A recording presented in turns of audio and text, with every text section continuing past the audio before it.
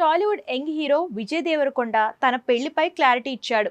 వచ్చే 2 సంవత్సరాల్లోనే పెళ్లి చేసుకుంటానని స్పష్టం చేశాడు.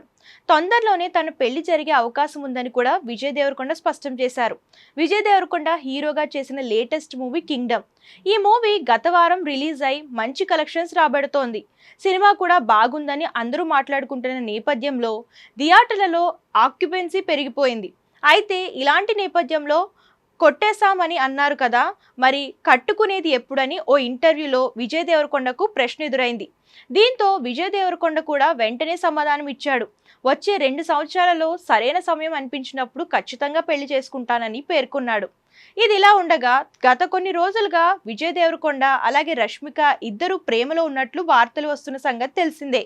ఈ ఇద్దరు చాలాసార్లు విదేశాల్లో ఒకే ప్లేస్లో కనిపించిన ఫోటోలు కూడా గతంలో వైరల్ అయ్యాయి. అంతేకాదు మొన్న కింగ్డమ్ సినిమా రిలీజ్ అయిన తర్వాత రష్మిక కూడా విజయ్కు కంగ్రాట్స్ చెప్పింది.